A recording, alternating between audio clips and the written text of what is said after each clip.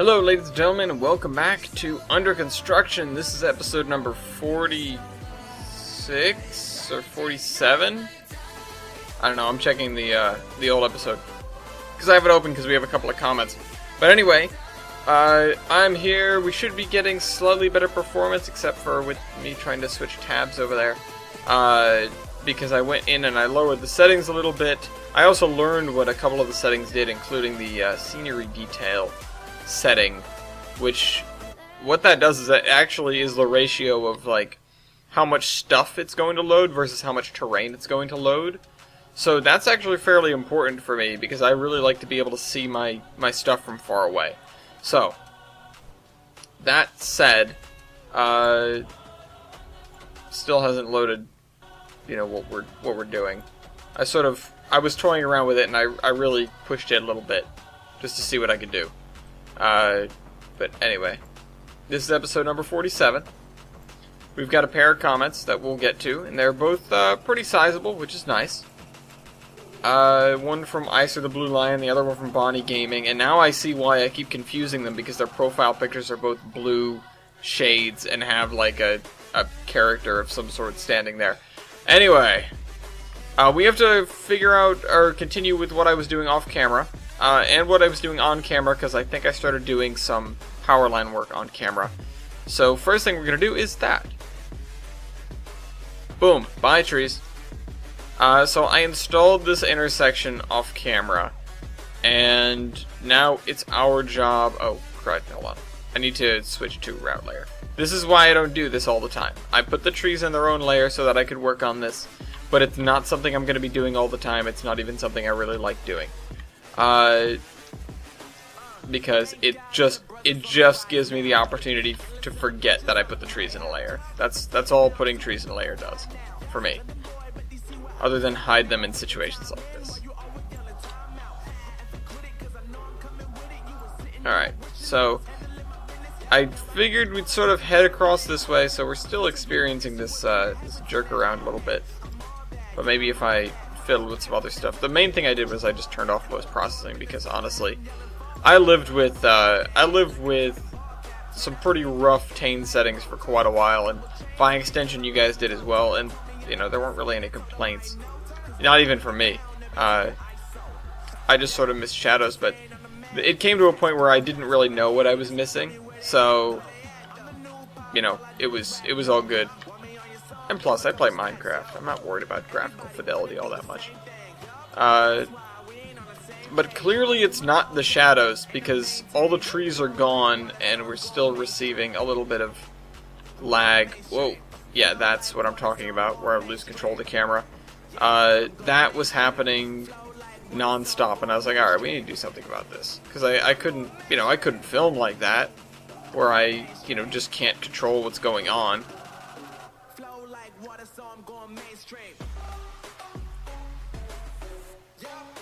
No, I don't want to adjust the height of the grass. Yeah, move the road. Unfortunately, the road is... Well, the road is straightened, I guess. I want to... So I put this bridge here thinking it would be a great idea. It doesn't look good. It doesn't look all that good. Thank you. I really should have gone through and cleaned out this grass before I started doing this.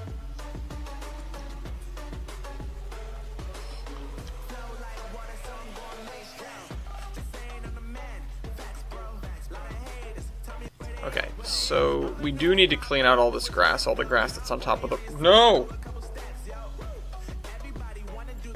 Road.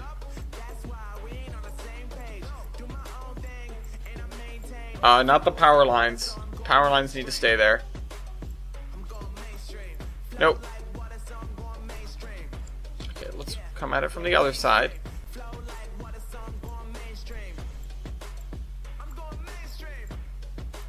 And we will go through and we will fix the grass later. Delete a thing. No. Not that thing. Different thing. Goodbye, grass. Thank you. Get mowed, son. Boy.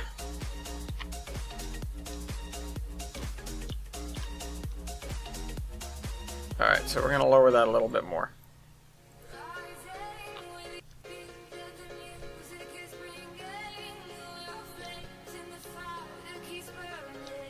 Alright, so we now have a road that goes over here and then goes down there, which I think is fine. I figured that that was as good a place as any to cross the river, or as good a place as any. I'm not really going to care about the grass being super nice around here. I will do dirt, I guess, at the edge of that, because, I don't know, it's sort of the right thing to do. But at this point, I'm retreading area that I've already worked on, and I'm less interested in making it perfect. I just want to make it passable.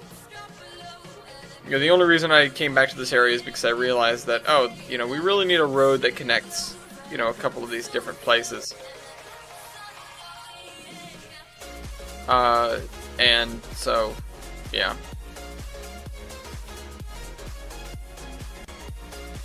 And I'm going to do something weird. So,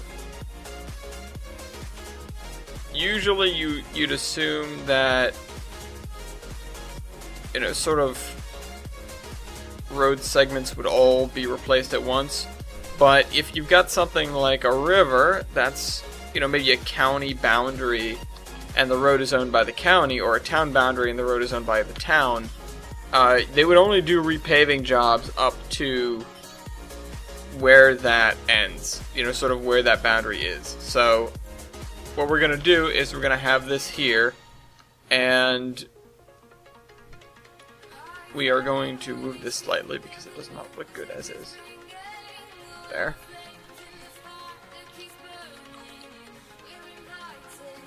And let's see, do I have a narrow bridge sign?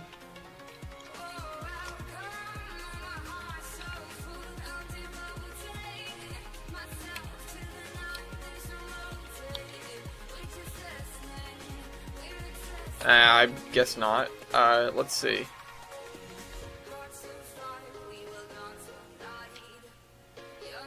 Road sign RD Narrows. I mean, that's not at all a US sign, but I guess I'll just use it.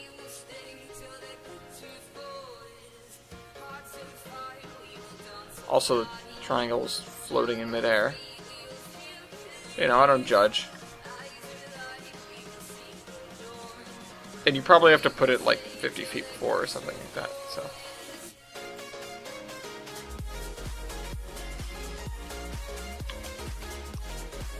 And on this side, we're going to be using the road. So now we're just going to get to this side. At this point, we just need to get to this side from the other side. And the other side, in this case, is over by the lake. So we have this road here. We have this road here. And we're going to go this way.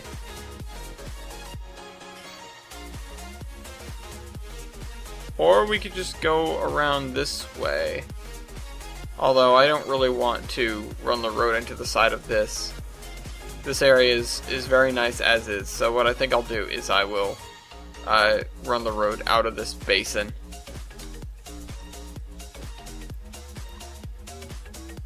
Oh, and this is yarn too. I thought this was going to be yarnish.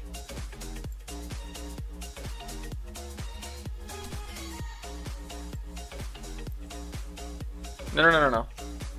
Put the spline point in the road.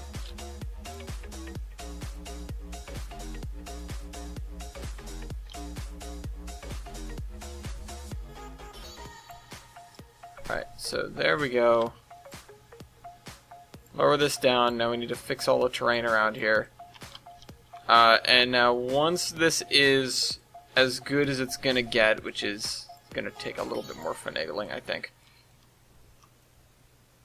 Yeah, see, that looks like a switch. Roads don't do that. In fact, what would probably happen is you'd have it look more like this.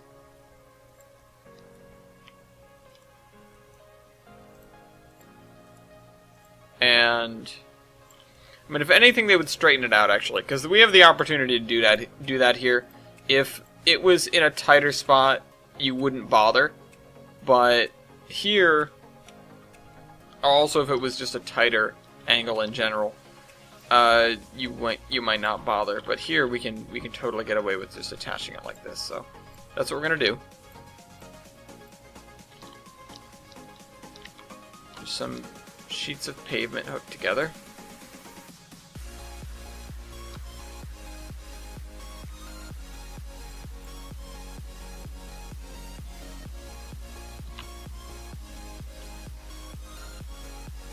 Yep, it'll be a little bit rough, but that is okay.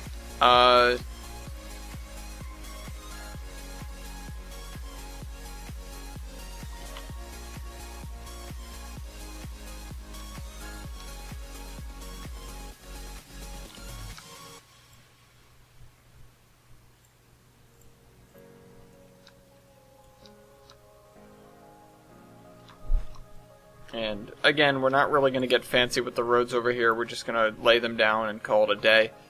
And then string the power lines along them. The thing is, we do have to get up this hill and over it.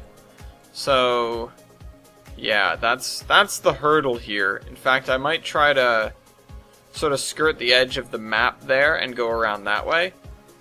Because, yeah, these are some hefty hills we've got here.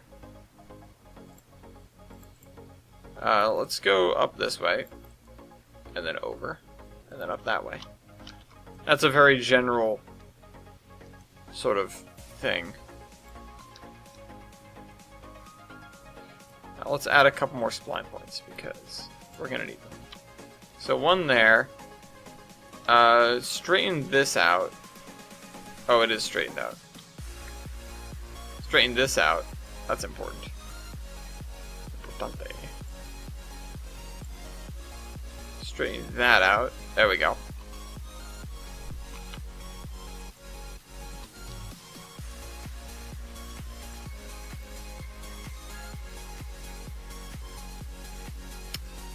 Okay. So... oh. Okay.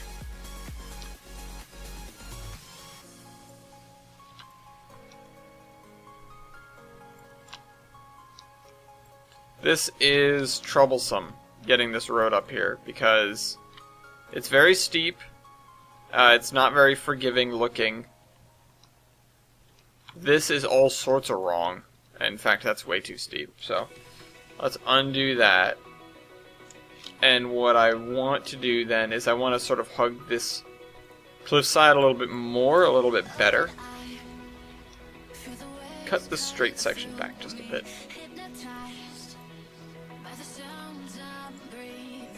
The thing with this is we can't use or grab gradients. So we're sort of left, oh, and I didn't undo everything enough. We're sort of left with eyeballing it, which isn't great. Not that it really matters because it's a road, but I don't know, it's something to pay attention. It's something to, yeah. It's something that honestly should be paid a little bit more attention to, and we can't really pay it that much attention. Because roads do ruling grades too. It's not as obvious, because roads can be a lot more relaxed about how steep they are being built at, you know, how steep they're becoming, because cars, you know, give much less of a damn than trains when it comes to getting up hills. Unless you're a really heavy semi, I guess.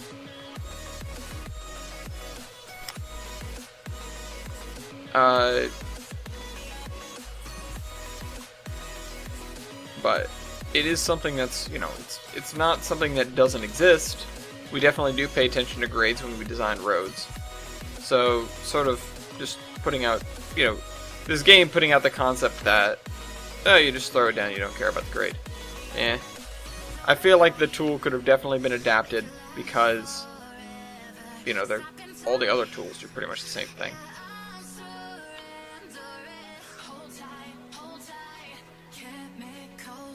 This is like, same thing with the Taconic State Parkway with it. It's got a weird horseshoe curve on it that I got to drive through, which caught me kind of by surprise. It was wee hours of the morning, I was driving to New York City, and suddenly it's a super tight turn, which if you've ever driven the Taconic State Parkway, or really any any older parkway of that era, which this was built in the 20s, they really aren't big on driver safety. Or, well, at least they aren't, you know, with regard to a modern automobile. At that point in time when they were built and designed, didn't matter. Cars went 25, and that was it. But, you know, in a modern era where the speed limit is, you know, at least 45 on those roads, it is harrowing, to say the least. They have very tight lanes, they have very sharp curves. And a lot of them will have just 90-degree, random, pretty much unsigned intersections just along their length. No signals, no nothing. Just sort of, you know, go for it. And even at the, like, junctions and stuff, there are no merge lanes, really. They exist, but only barely. And what's the other major one? All the turns are crazy sharp. But I guess that's sort of covered with the idea that there are no, or, you know, there are just some 90-degree intersections. Which means, you know, you're going down the highway at pretty much highway speeds, and suddenly you just have to come to a stop because you need to make a 90-degree turn. And again, it isn't like there's a signal or anything. It isn't even like there's a lot of warning sometimes. And of course the road is built crazy. It's, you know, it's built like, I mean, it's built to sort of hug the landscape and give you this nice, you know, what would otherwise be like a Sunday drive, but it's not, that's not something that happens anymore. Alright, now I need to meet up with that other portion of road, which I think is going to involve going this way.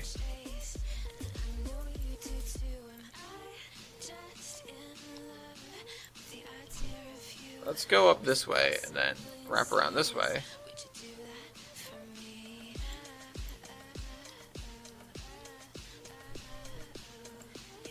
This way.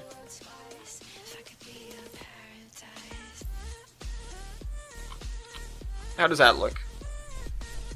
Real rough, but, you know, we'll live.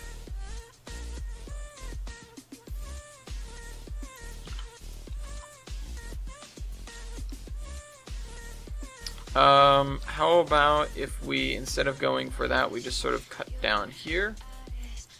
I wanted to grab the other thing.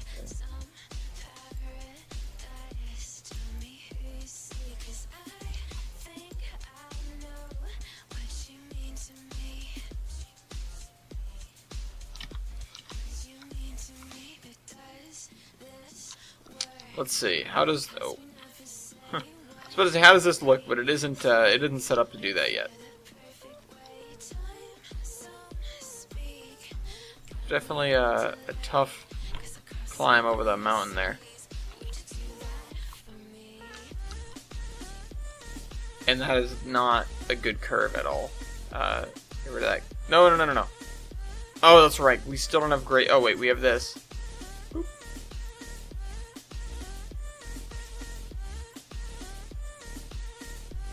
Yeah, we still don't have gradient tools. Yeah, we didn't have them 5 minutes ago when I talked about them. We still don't have them. Do that. How about this?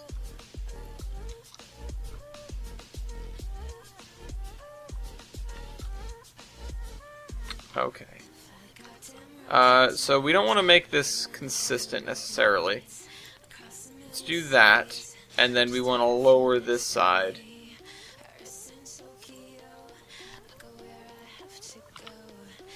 Which that isn't even that much.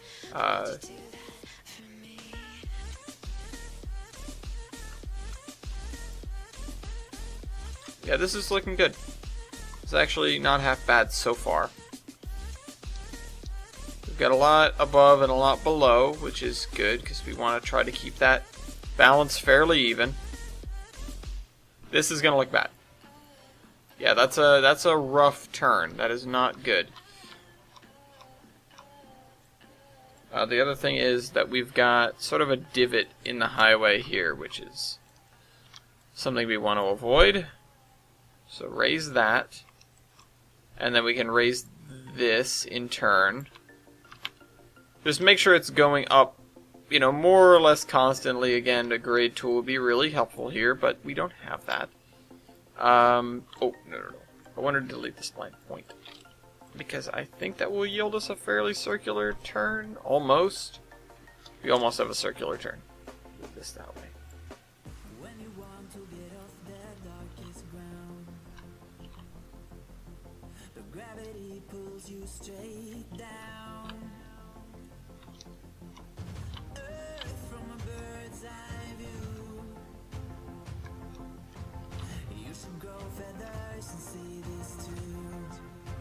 I think we could make this fairly straight, actually.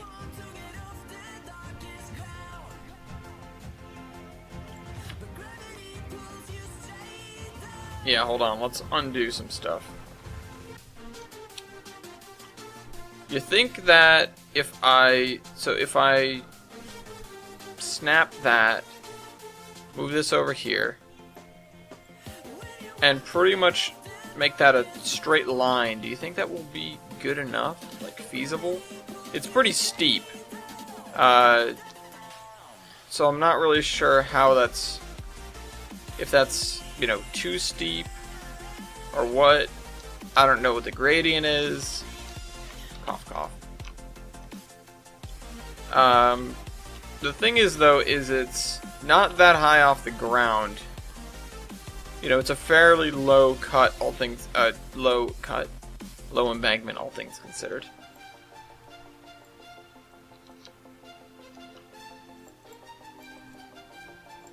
You know, as long as it looks good, I'm okay with it.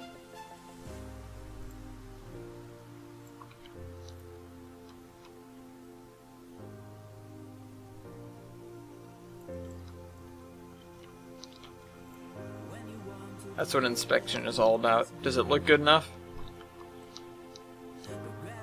There's no numbers or anything. We don't need to care about that.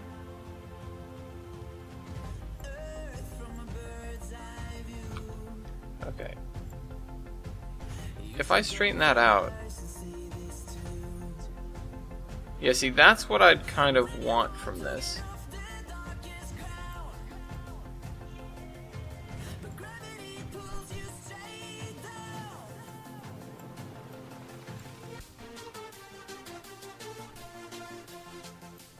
There we go. No, that's not good. How come it does this?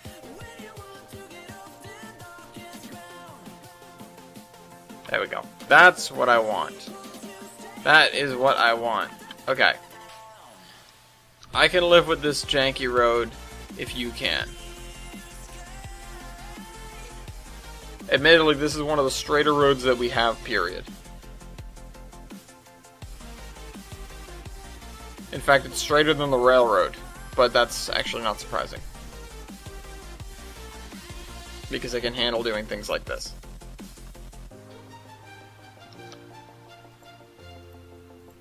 Roads just do that.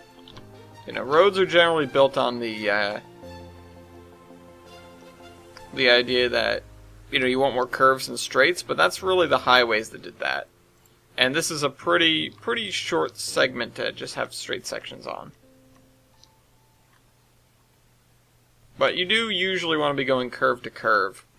I'm just trying to connect these two towns at this point. So let's mark it down and see how it looks on the map.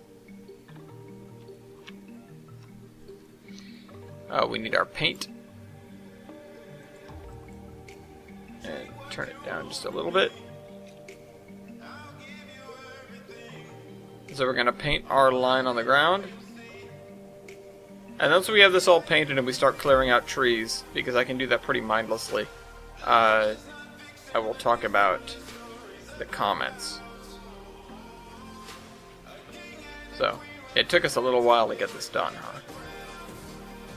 Although I do have to come through, and I've got to at least add the power lines, if not some strips of grass, which probably should do. Put the grass in. At least some grass. We do need to put the power lines in, because they're the whole reason that we built this road. Or we could also not, you know. Doesn't matter that much. But, you know, this map's all about doing the things that don't matter that much. Though it is a little bit annoying to, you know, bother with all this on these roads.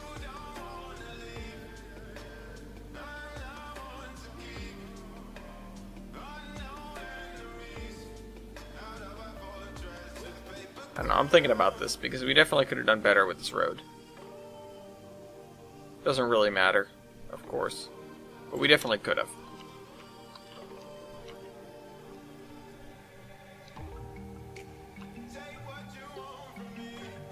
So we have our narrow bridge here, and then this road that goes up that way. So, let me pull out one of these comments. We've got 2 comments. And I already made the comment on the profile pictures, I think. Because, goddamn, I understand, you know, I get it now. If I didn't, because I did do a test recording where I said a bunch of stuff, it's because the profile pictures are pretty similar. They're blue, they've got a figure in them, you know, yeah. That's why I confused you two. Apologies, Icer and Bonnie. So, let me do at least a, you know, relatively small strip of grass. It doesn't have to be, you know, properly non-uniform. It'll just be there.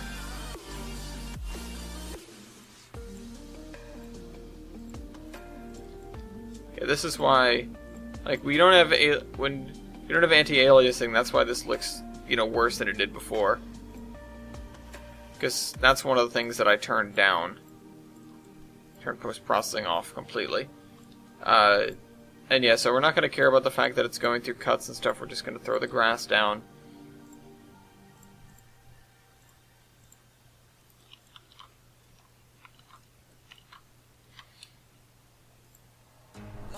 And we're going to do this crap, which I honestly hate. Doing this in a... No, cannot answer that. Doing this in a route review would probably get you docked points, because grass does not look like this. It is random and it's fairly, you know, it's uniform, not patterned.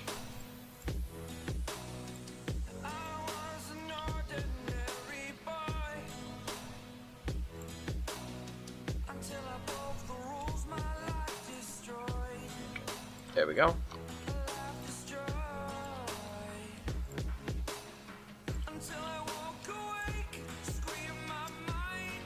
There we go.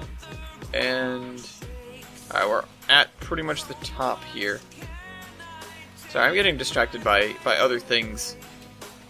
There are things bouncing around in my brain now that I'm basically done with school. A lot of thought. But anyway, so I said Blue Lion first says, you're going to do the first thing, and yeah, I hate the first thing. Personally, if somebody comments that in one of the videos, I just quietly remove it. So, yeah, don't do that. And usually, in the past when I've gotten people who just say first on a bunch of videos, I'll go through and I'll report them as I'll report the comments as spam, because that's really all they are. I'm not a big fan of saying first. So anyway, so now after watching about 8 hours, I'm all caught up, I hope. So I saw that K&L is making a Sally, because when I see the NYC 20th, I see Sally. Me too, man.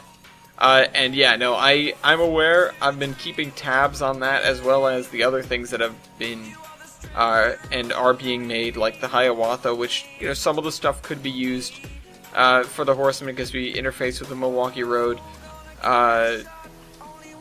And we're getting a new Ivan and a new Westy. You know, when we get really back on track here, we're probably going to be, you know, substituting in the new models for the old ones, and there'll probably be a reason as to why, you know, the engines are getting a facelift, so to speak. You know, maybe pull them out for a little while, and then replace them with the newer model. The one exception, like, we didn't do that for Katie, but whatever. Anyways, I'm sure you'll get it and use her for whenever you get back into making Season 3 of the Iron Horseman Railroad, unless Season 2 is not done yet. No, it's not. We're still sitting on To Rule the World. In fact, as I just mentioned, I just sort of wrapped up some of my last college stuff, so I'll have a week or two or more to work on pretty much just Horseman stuff, and I'm looking forward to it, because it means that I can finally make some real good progress on To Rule the World. And we'll be heading into the summer months, and people will have a little bit more time. I won't, because I'm going to be starting real work, but, you know, such is life. I'll be okay. And I will be able to make time a little bit better, because I'll have more of a routine.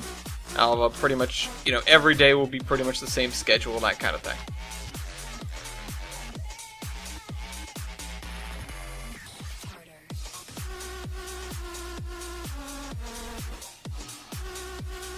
Alright, so we are here with the grass. Notice that I never even did grass over here. I stopped it right here. Which I think that's going to be it. I'm just going to leave it there, and I'll grass back up this way. And if anyone gets a good idea for what to put over here, then maybe I'll come back and, you know, be obligated to do that. Or, you know, maybe if I get a good idea. You know, you guys are not the only people allowed to have ideas around here. Although, if you do have them, I'll be happy to take them and use them and slap your name on them. And, you know, say, oh, this person is responsible for this area. You know, give you a little shout out on the video, because you know, you guys deserve that when you're contributing, when you're helping me make content, just like Icer and Bonnie here, sending me comments for, you know, stuff to talk about. But, speaking of, like, Season 3 and new models and stuff, do expect, whenever that time comes around, the new Stallion model is going to be coming in, because there's a pretty significant thing that happens with Stallion. Also probably getting a new voice actor at about that time. And, you know, that's sort of the reason it lined up time-wise, where I was like, oh, we can use the new model now because of this. I didn't plan it because of the new model. In fact, initially I really didn't have plans to get the Super Stallion model. I was like, the one we have is good enough. And I did say that for quite a while. And then I was like, you know what, I guess I'll pick it up. I have a few extra bucks, and it was on sale at K&L or something like that. And so, you know, once I had it, it was like, you know, guess I better make use of it. I have the better Stallion. I might as well, you know, put some thought into an episode regarding him.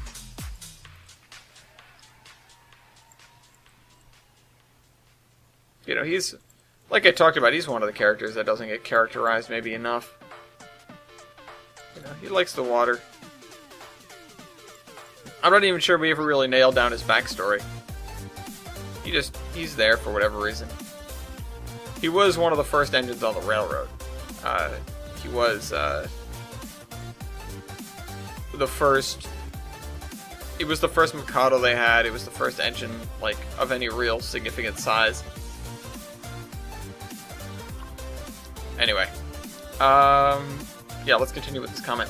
I've started on the Eastern Valley Railroad again for the 3 time, and it's a fiction route. They will still be NG, but not sure if I should do 3-foot or 2-foot NG. What would you do if you had to pick? So, I do love both. So, you know, I may be the right person to ask, because I definitely have room in my heart for both 2-foot and 3-foot. So that'd be, you know, pretty much Colorado narrow gauge and Maine narrow gauge are both wonderful. And that's generalizing, but, you know, it's somewhat true. You don't really see 2-foot in the U.S. outside of, you know, Maine, and you really don't see 3-foot outside of Colorado in general, or the Rocky Mountains at least. Although there was a 3-foot railroad out on Martha's Vineyard for a while, which is kind of goofy and interesting. Anyway, I digress. It depends on a lot of things, I think. You do have to consider the fact that 3 foot has a lot more content available. You really can dive into like Togog and stuff like that.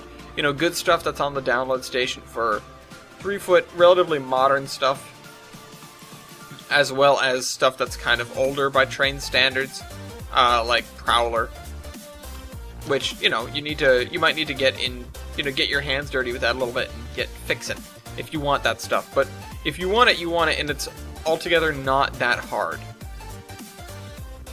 So, you know, that being said, there's definitely, if you're going to do a lot with narrow gauge, you know, 3 foot is definitely a way to go. I wouldn't say it's the way to go necessarily, but it gives you a lot more options of, you know, functioning freight cars and things like that.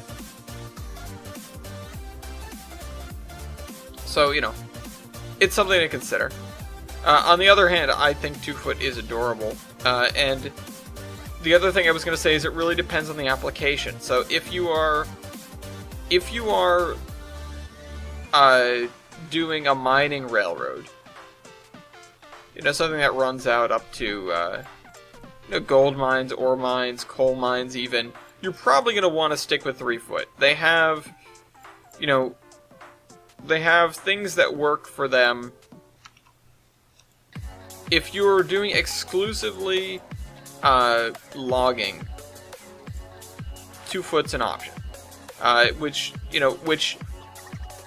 it is worth pointing out the fact that I have to make those qualifiers to make 2 foot an option. As much as I love 2 foot, there's not that much 2 foot content available for the game. It's not as functional as 3 foot content, you know, comparatively. I don't know. It's kind of, you know, there's a pretty big divide there. So it really depends what you want to do with it.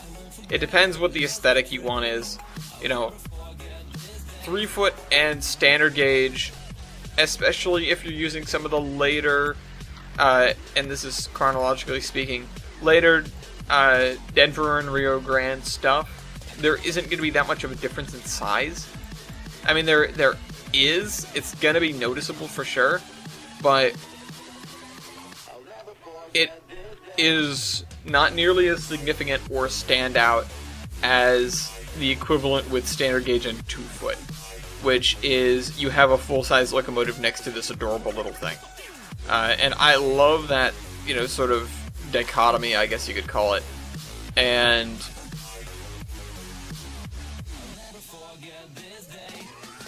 that's kind of funny. Let's just string it above and below.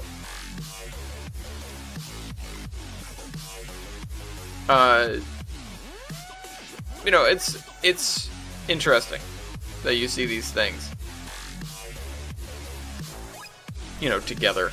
You know, again, 3 foot's probably better just from a content standpoint. I would love to see more 2 foot in maps, because 2 foot, frankly, is, you know, it holds an extremely special place in my heart. You know, I love 2 foot to death. There's a reason that... What the hell just happened? Where are the wires? They're floating there, I just can't... Oh, for goodness sake. Yeah, whatever, that's good enough.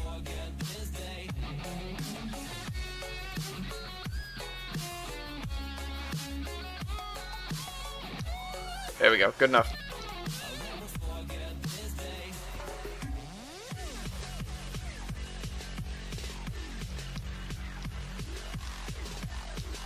Alright, so then they go that way.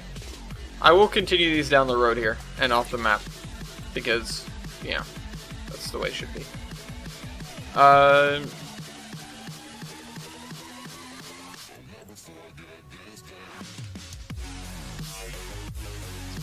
And, yeah, so, yeah, think about that. Think about that. You know, do consider, again, what you're doing, why you're building that stuff. You know, put some brain into it. I've talked a lot about the fact that I think you need to do a lot of thinking before you really do that much building. And I don't know. I think you know, it's important. I think it's important. So do some thinking. There are definitely pros and cons.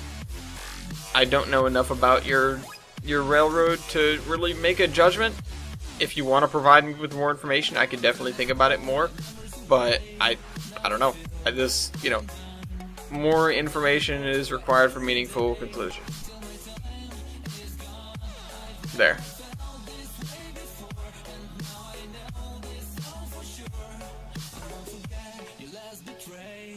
Let me do some grass over here too. Okay.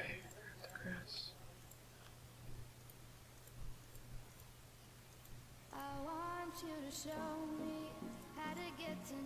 There. I wonder how the swamp looks with these settings, because probably looks rough. No. In the middle, god damn it. There we go.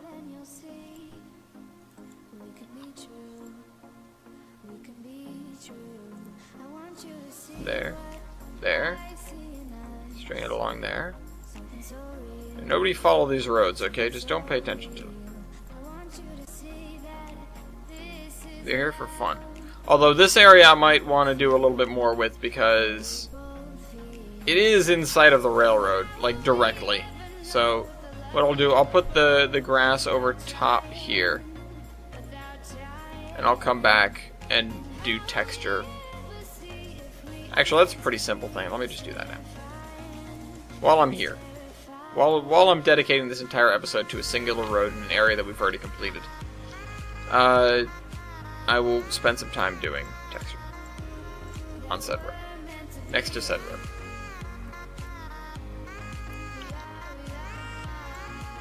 road. There we go. There we go.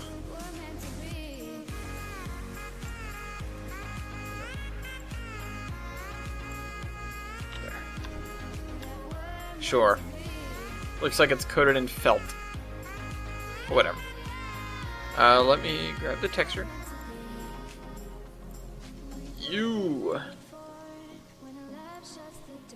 And just, you know, apply it to the wall here.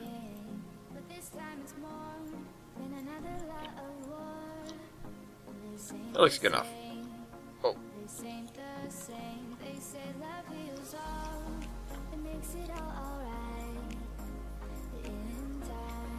I've done worse. Somewhere. Not on this map, but I've done it somewhere. We do need to fix the grass over here too, so we've got to probably fill in this whole patch right here. Just fill it in. There's no reason for there to be any big gaps because everything's too close together. And I don't even mean like a geographical reason. I usually give this much space for grass next to anything like a road or a railroad, and those spaces overlap here, so there's no reason for me to skimp.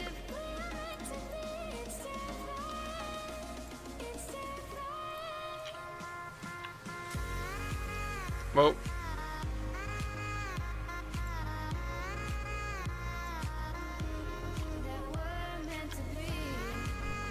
Now we've got the other kind of grass. No, not the power lines. Yeah, all the grass looks a lot worse. I'm glad I already know what it's gonna end up looking like, because if this were, you know, if this were me going through the first time, I'd go, ugh.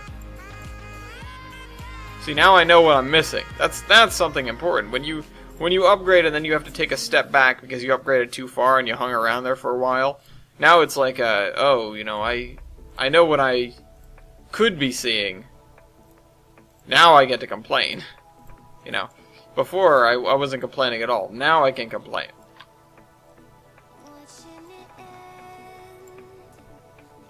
I was blinded, or you know, I was ignorant. I was, what's the word? You know, ignorance is bliss. I didn't know how good it could have been, so I was just happy with what I had. Now I know how good it can be, so I'm unhappy. I'll get used to it. Or I'll just upgrade and fix the damn thing. Go back to where I was.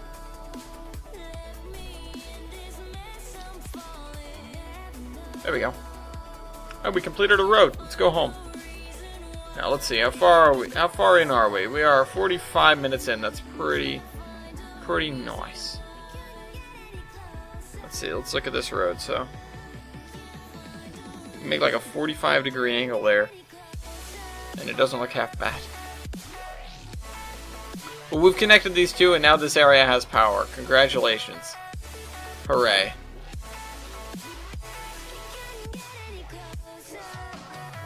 Let's see, I did string power down the road here, so we need to continue doing that. We need to... No. No. Oh. Grab the... There we go.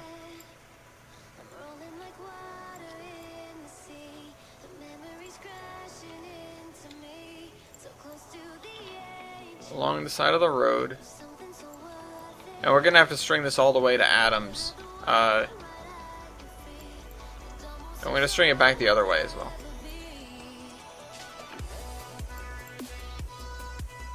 We'd assume that they would bury cables underneath the highway, and the Gilson Eastern would bury their cables as well.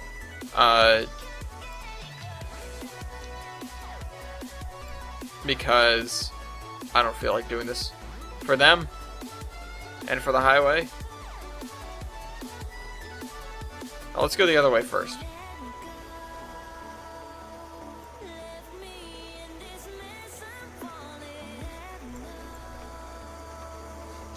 The only thing that's going to be left here to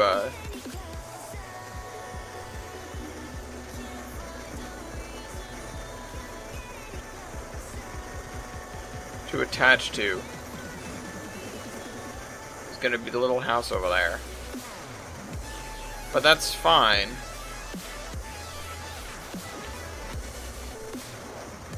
And we're actually going to go in along the dirt road, basically.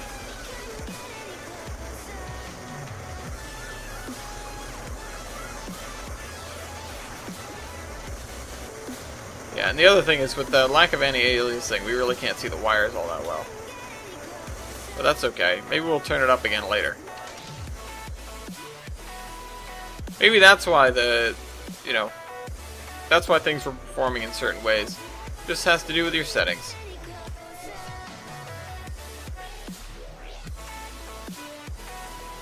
But, okay, so let's follow in along the dirt a little bit.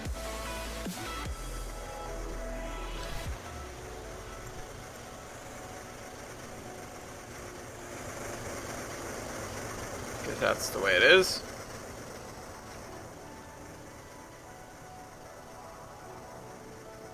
And ideally, this would follow all the way out to the main road there. Let's see, how far away is that? Do I feel like doing that right now? I guess. It's not that far away. I might as well just do it while I'm here.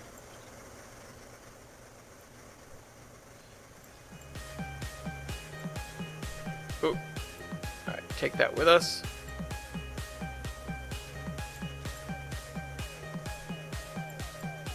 I want to be efficient with the number of poles I'm using, I guess. I really just don't want to make a mess of poles. I'm putting them, they'd be about in the middle of the sidewalk, so this should be far enough away.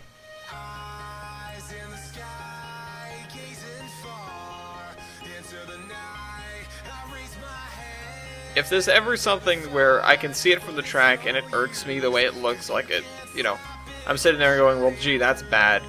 It'll probably be bad enough for me to go through and fix it. So this area, which, hypothetically should have a lot more grass work and a lot more texture work,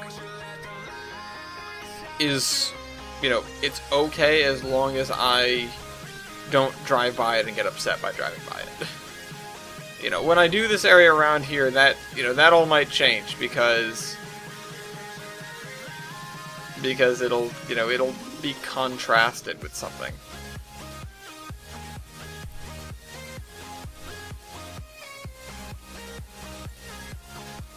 But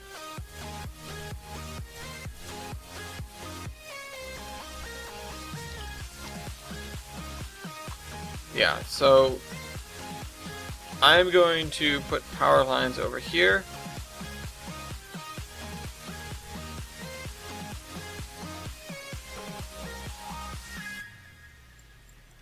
And then out to here. And I don't know if I actually want to add more beach houses. Like, it's a really small community, but that's not necessarily that unusual. If I find more houses that I like for this, I'll probably add them. But all things considered, it's not... I don't know. It's not that weird. I don't know. It could use more. Fairway Beach needs more people. What's going on over here?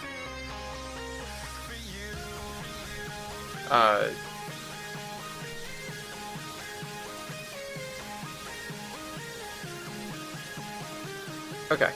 Anything else? What would you do if you had to pick? So yeah, no, I don't have a hard pick because I love them both. They both have advantages and it's really situational. It depends on what you're doing up there.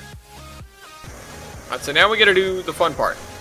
Let's go to the road here, the grassed part, and go into layers and turn the trees back on. Oof. Yeah, that's a lot of trees. Right, so now I gotta clear all these guys out. Any that are on the road or interfering with the power lines, they're too close. And even if they're, a little bit, if they're a little bit in the grass, but they're still too close to the road, then they're still going. You need adequate clear zone, which we haven't really been paying attention to at all, but I just don't want trees in the road. Okay. Oh, crap.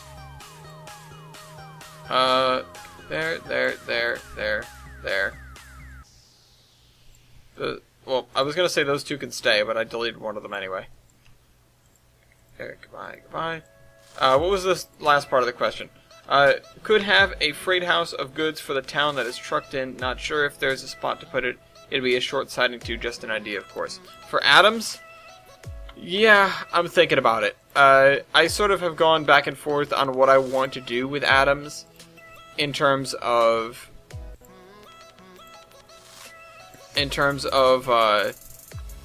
rail access, because I know there really isn't a lot of opportunity there for that. And also I sort of wanted to put it as a town that's pretty much not dependent on the railroad. It's just there. And so I've thought, and I'm really thinking about it more like almost like a vacation town, where it is set up as, it's the gateway to the Volga Mountains. It's got, sort of like motels and car parks and stuff, so people would come there, they would drive there, or they'd take the train, and they would hike into the mountains from there. And we're creating nice fat bald spots in here, which I need to grab, other trees to fill in, because that's, what I should be doing.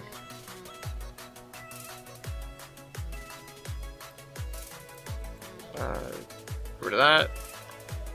Rid of that. Rid of these two massive trees. And move these guys, both of them. There we go. All three of them, I guess, just to create a nice line. Okay, so yeah, I am thinking of leaning more in that direction. It's sort of the hikers,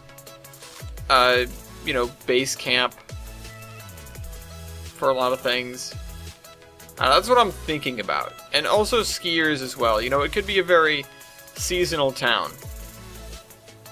Maybe there are some big hills that are just off the map that you can't see. Or, maybe that's the kind of thing where you would get taken to there. You know what I'm going to do? Instead of deleting trees, I'm just going to move them. I'm going to move them off the road. Out of the way.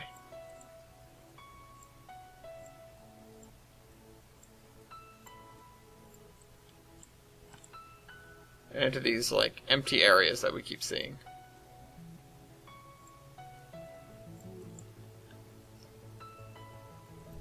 I legitimately couldn't see that power pole. Or at least away. You know, get them out of the way, and then they still exist as trees, so we haven't, you know, we haven't reduced the number of trees, which doesn't really matter, but, you know, we haven't done it. And, you know, we're also increasing the density right next to the road, which makes it, looking from the road, look a little bit better. Okay, so over there, over there, over there, and over there. Alright, yeah, we're clearing this sucker out. We are almost to the river, I think. And then we've got stuff on the other side, which is a slightly wider road. It's going to take a little bit more effort. But, you know, I still don't necessarily know what we're going to do with Adams in terms of appearances. I may want to look up, like, North Conway, I guess, maybe as that looked. Although, that's a bad example, because they've got a railroad station right there. Maybe some other White Mountain town that doesn't have that. But I don't really know of any off the top of my head. There's certainly none that are so tourism heavy.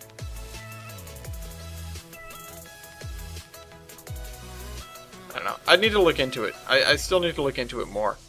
It's got to be a relatively young town. You know, there's no two ways about it. But the idea was that it isn't, you know?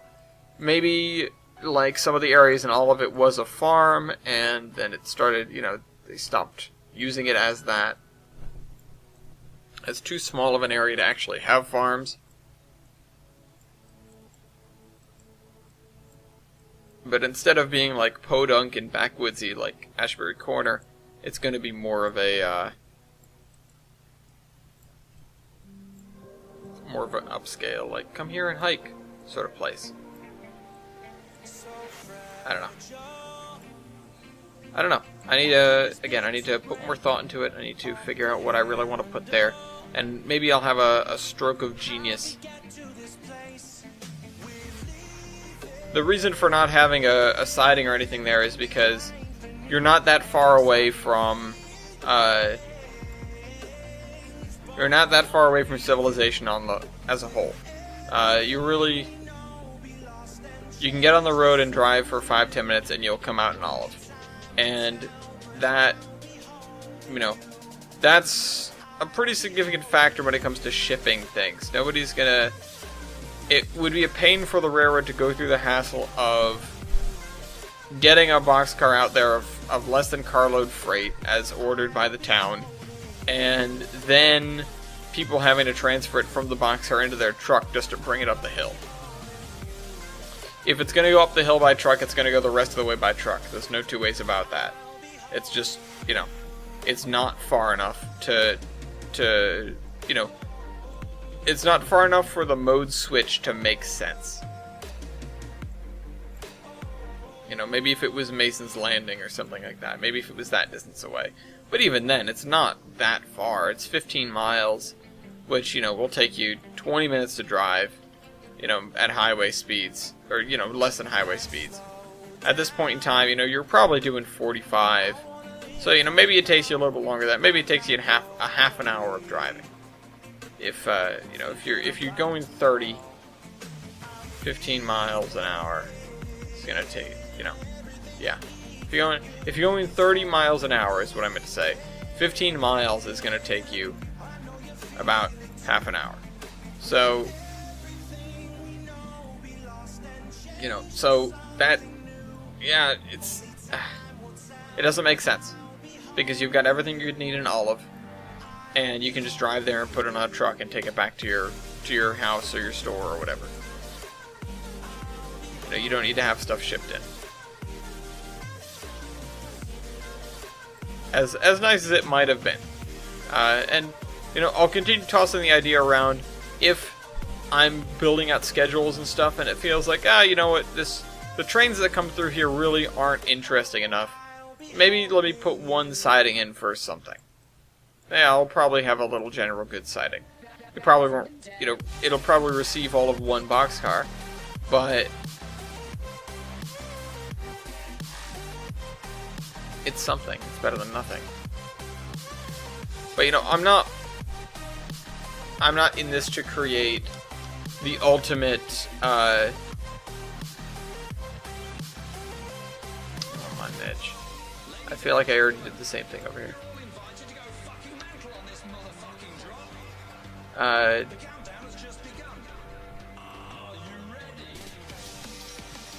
There we go. I'm trying to build a realistic railroad, not necessarily one that, you know, has every single possible switch maneuver you could ever have. I'm definitely trying to have a lot of variety, and I'm trying to have a lot going on, but it isn't my top priority to have everything ever serviced by rail. You know, to the point where I even have my farms over in Ashbury Corner that, you know, there's one that had a siding, and then everything else is, you know, doesn't. The trains don't stop there, and they, you know, they really never have. You know, maybe there was a flag stop at one point, but when you're that close to Adams and you've got, you know, all of 20 people that live in that area, nah.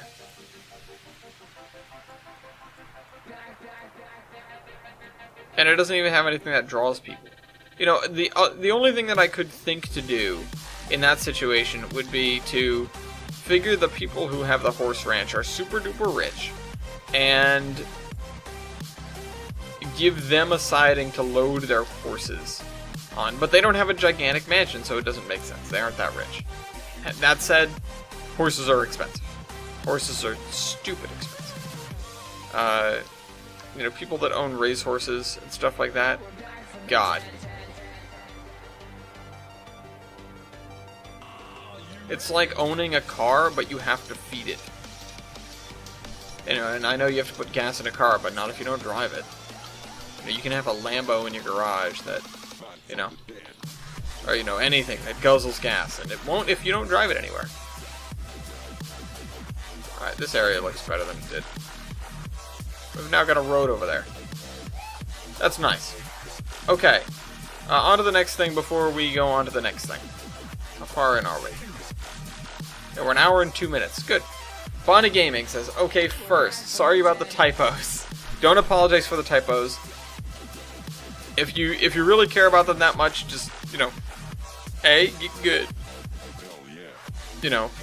And B, know that in the style of the what is it, the Pragananand video, I'm going to go out of my way to mispronounce things at any possible opportunity, like saying im instead of I'm when there's no apostrophe. I'm not doing that necessarily to make fun of you, I'm doing it because I have the opportunity to make it sound stupid. And goofy. So, don't apologize, it's funny for me. Okay, so we're going to continue doing power lines down in this direction. Till we get to Adams. Alright, where are the power lines? There you are. Second. Are you into cars? Yeah, I mean, to an extent. I like my cars. I pale in comparison to the knowledge of even your novice car guy. I don't really get that far into it. I have a limited purview. You know, I care about my Volvos, you know, and I pay a little bit of attention to other things. But in the grand scheme of things, yeah, I like cars. I'm not really a car guy. To that end, though, I definitely, you know, do have fascinations about owning this car or that car, mostly Volvos, because speed and power. And I spent, well, really too much time today when I should have been working on a research paper, doing, like browsing through all of the cars that are in GTA 5 and looking at the ones that I liked. You know, I really am, I like the older, like, larger, you know, your average land yacht sort of thing, like Lincoln Continentals and stuff like that. Anything with big square headlights and a trunk you can fit a good number of bodies in, like that sort of thing. I find them fantastic, and I find them, you know, sort of goofy and intriguing and whatever. And I would love to own stuff like that. Of course, you know, there's only so much money I am ever gonna be able to spend, and I don't think I'm gonna be putting all of it into cars or buying, you know, Lamborghinis and you know, that sort of thing. Not that I really want a Lamborghini, but that's just an example of a, you know, expensive car. You know, there are plenty of cars that I honestly do adore, but you know, I'm not car smart. I'm not an auto mechanic or anything like that. I have a car. I have a 1994 Volvo 940 that got passed down to me from my mom. You know, when I turned 16, that was a gift from her to me, and she, in the meantime, went out and got herself a new Fiat because she was tired of driving the same Volvo for 14 years, which she did. I was 16, so it was 18 years old at the time. It was an 18-year-old car. It was made in '94. My mom bought it when I was 2 years old, and I basically, I have no memories that predate her buying that car, because you don't really have memories that young. But, you know, to that end, the car is older than all of my memories. You know, it's been around for as long as I know, and because of that, I have a very, very special attachment to that car. And because of that, I care about the car very much. It's been sitting in a garage after I, unfortunately, made some mistakes with it and broke something. So it needs work. I mean, it needed work anyway. God knows when the transmission was going to go on that thing, because it was clunking on me when I still drove it. But it 100% needed a rack and pinion and that sort of stuff, some front end work. And it had gotten hit in the rear as well. So, you know, there's a damage that had like protruded into the trunk, so that needs to be worked out. But that's the sort of thing where I, you know, am looking at my old car and going, I want to fix this thing. I really wish it, you know, I really wish I ran. I really wish I had it. I'm going to be going into a place where I'm really not going to need a daily driver, because I'm going to be commuting. I'm going to be taking a train to work every day. So I can just pour money into a car that I'm really not going to use that much. I can, you know, it's going to be an antique in 2019 legally. I can put an antique plates on it, give it antique insurance, which is super cheap, and, you know, and just enjoy this car and use it as, you know, sort of what it was designed to be used for. You know, Volvo is the, what do they call it? Like, I can't recall. But it's like the poor man's luxury car. They were marketed as luxury cars, even though they weren't, you know, they weren't top of the line, but they were very nice. And, you know, and still are. I still have, you know, I still love Volvo. Oh. That's right, I did this. You get rid of this. Oh. So, yes, I just went on a tear about my car. I don't think I am really a car guy, though. I don't know nearly enough. All the work that's going to be done on that car is almost definitely going to be done by a mechanic and not me. I don't know enough. I'm not there. Third. Whoops, I clicked on his profile. Go back. Pause. Pause the video that just came up, which is my own video.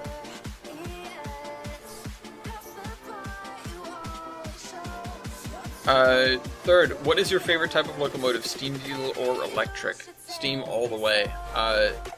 Partly because they're so rare, partly because I love anachronisms.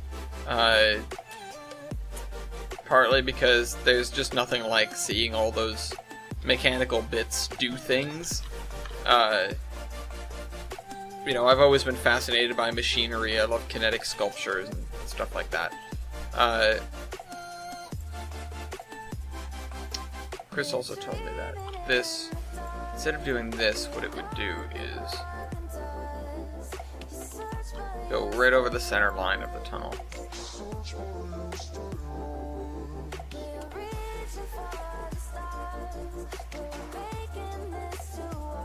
No, don't do that.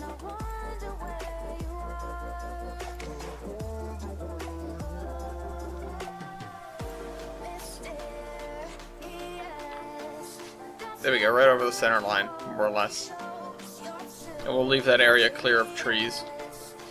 And then let me do that with the other tunnel over here.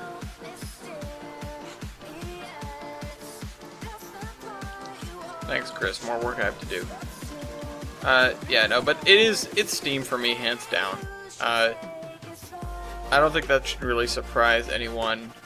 Although I do have a spot in my heart for certain diesels and a handful of electrics. It is, you know, I have always been and will always be a Steam guy.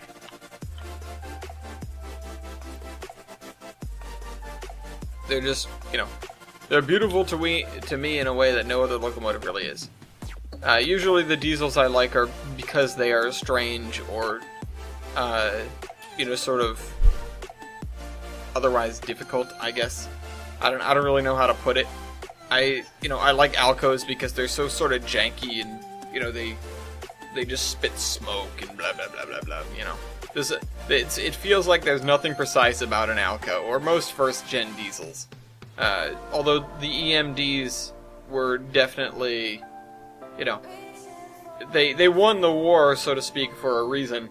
They were definitely the most well-built. But, you know, that said, I don't really love the EMDs. I like them. They have a special place in my heart, I suppose. But that place is not nearly as big as the space for Alcos and the space for Baldwins. Because there is nothing like either of those. Nothing like, you know, EMD really came on the scene. You know, they're the electromotive division. It's what they do. It's what they know. It's, you know, they figured out how to make diesels work well. You know, even, you know, and General Electric as well. It's, you know, what do you expect from a company called General Electric? They obviously know what they're gonna, you know, they obviously are gonna know what they're doing when it comes to diesel electrics. That shouldn't surprise anybody, because it's sort of their MO. It's sort of their end-all be-all. If they don't know what to do, they're not called General Steam. They're not going to fall back on making steam locomotives, and they certainly don't really have a history doing it. So, GE and EMD are going to be the pioneers in that regard, you know, unsurprisingly. Because they don't have all this baggage. They don't have all this, you know, foreknowledge, I guess. You know, in this case, it feels like knowing what was going on ahead of time, or, you know, not what was going on ahead of time, knowing what went on in the past, what worked for locomotives in the past, was almost a problem. It was almost a detriment. It did not help Baldwin or Alco to have the pedigree that they did. In fact, you know, it may have even hurt them because they were slow to transition from what they knew. And, you know, and I think that reflects in the, I think that reflects in what they ended up with the legacy they had with diesels, and the fact that they never really flourished as well as EMD or GE did. Or even like Fairbanks Morse. They just didn't, you know, they weren't diesel people. They didn't know how to do it. And, you know, and that's sort of why I love their diesels, because it was, you know, coming from a completely different place. It was coming from them figuring out, okay, what are these things? You know, these other guys are making some pretty solid works. You know, we should really start to look into this other form of thing. You know, whereas the other things came about really, you know, specifically for that. The Alcos, And the Baldwins were a company that already had an established scene in the locomotive world going, oh, things are changing around us. And having to learn how to adapt to that change. And obviously they both failed, they both died off. But, you know, in the meantime, seeing such masterpieces, if you can call them that, of you know, the Shark Noses and the RS-1s, and, you know, Alco did a pretty good job of persevering, but eventually they faltered. You know, Baldwin made some things which were good in some respects, but otherwise just didn't make the cut. And of course they, you know, their years and years of Steam pedigree did not help them. They had nothing to fall back on. And so, you know, and so they went down as well. You know, to, you know, much, I would assume to some people's surprise, but looking back, it's really not surprising. They were the Steam Locomotive Works. You know, Alco, and Lima as well, and Baldwin especially, which, you know, Baldwin, Lima, Hamilton, you know, they eventually merged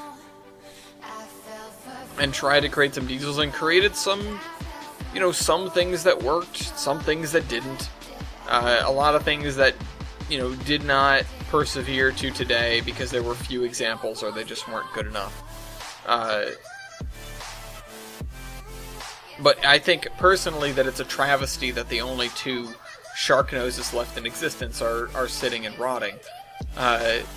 In fact, I would like to start a campaign within, you know, my own group of friends, and, you know, with the help of you guys. And I'm saying this a little bit tongue-in-cheek. I would love to do it. I can't do it right now, so don't, you know, run off and start trying to donate to a place that doesn't exist.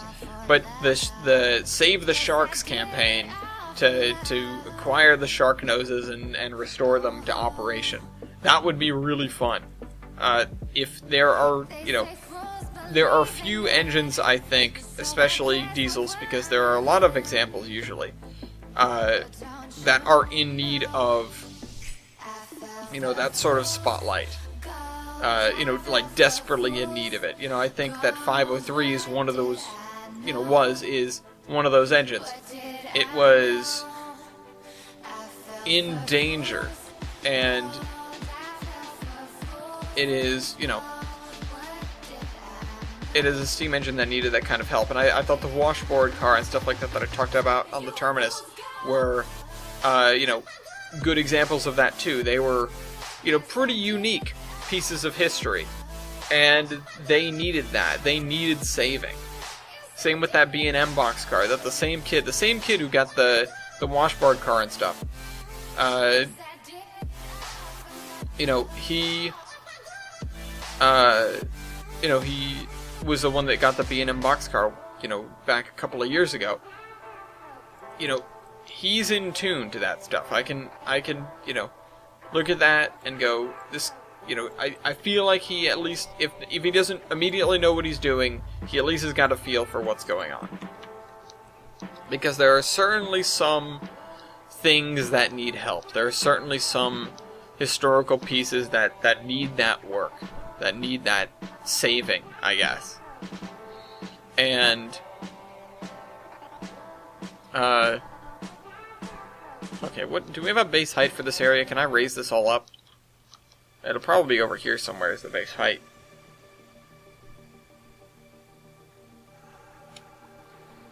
Let's see if I can get one.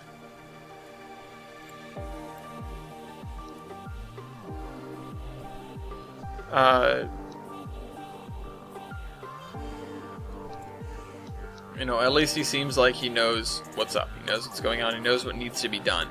And, you know, it's not like the Sharks are in imminent danger, which, you know, the other things I mentioned, they were. The washboard car and stuff, they were in danger of getting scrapped. The, you know, 503, of course, was in danger of getting scrapped. And, you know, and they were, you know, 503 just being a steam engine in general is, you know, pretty significant. The washboard car and the other thing, the SPV, those are pretty significant because they are fairly unique. And, you know, that I think, you know, makes them important. The same thing with the Sharks, because they are two of a kind. They are some of the only Baldwin diesels left. You know, of which they made few, and even fewer survive.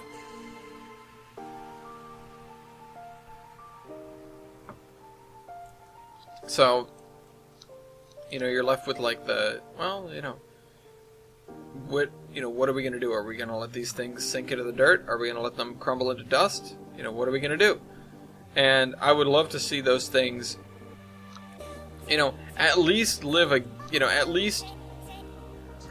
see, you know, have some work done on them. You know, one still has the prime mover, the other one doesn't. But, you know, having the prime mover, and also Baldwin was pretty meticulous at keeping records, you'd be able to figure out what's needed. And, you know, and it's so important. And it's a piece of railroad history, the Sharks are, and Baldwin diesels in general, because, again, there are not many of them. Were not many of them made in the first place. Not all that many, really. They didn't have that many buyers, anyway. And, you know, these are the only two of that style. I don't know where I was going with that. I sort of lost my train of thought. I started thinking about things again. I need to stop doing that. Just stop thinking altogether. So, yeah. Save the Sharks. Don't let those guys disappear.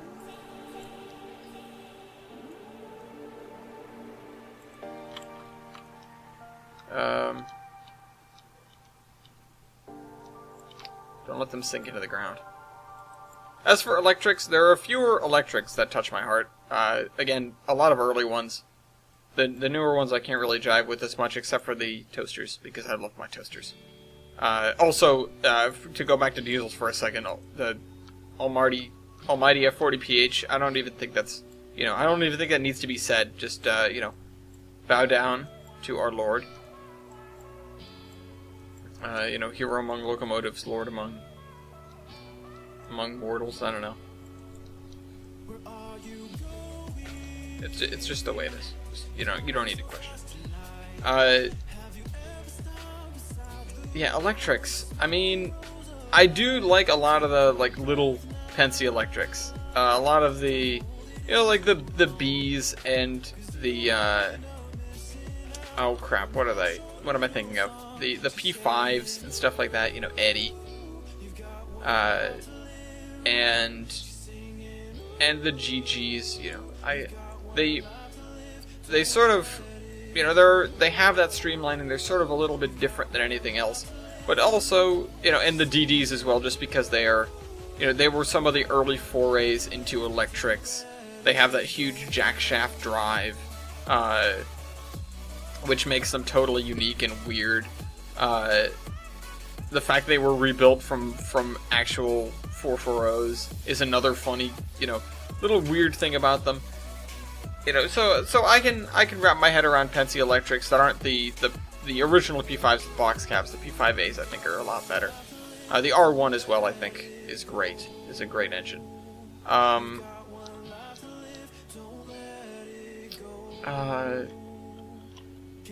What else? What are other electrics that I enjoy? Again, I mean the big boxes later, the later big boxes. Again, the toasters, the Mega Toasters, the C60s. You know, what else? I don't, you know. I mean, I like trolleys to an extent. I like PCCs and the older trolleys and, you know, those kind of things. I like the washboard car, the you know, the that sort of stuff. These basically interurban cars. I think they're cool. You know, I have a soft spot for them a lot of times. But I don't know. I don't think about like, oh, what's my favorite electric very often. The S motors are another old one that I like very much. just because they're unique and cute.